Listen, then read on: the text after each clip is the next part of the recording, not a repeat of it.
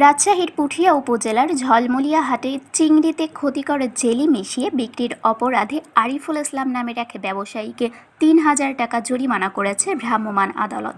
একই সঙ্গে জব্দ করা ৮ কেজি জেলি মিশ্রিত চিংড়ি ঘটনাস্থলে ধ্বংস করা হয়েছে।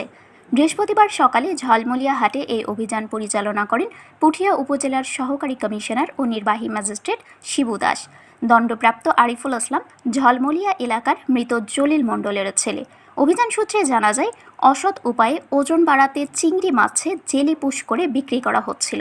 গোপন সংবাদের ভিত্তিতে অভিযান চালিয়ে হাতে নাতে অপরাধ শনাক্ত করে ভ্রাম্যমাণ আদালত পরিচালনা করা হয় এবং অভিযুক্তকে অর্থদণ্ড দেওয়া হয়। অভিযান শেষে নির্বাহী ম্যাজিস্ট্রেট বলেন, ভেজাল ও অনিরাপদ খাদ্য জনস্বাস্থ্যের জন্য মারাত্মক ঝুঁকি তৈরি করে।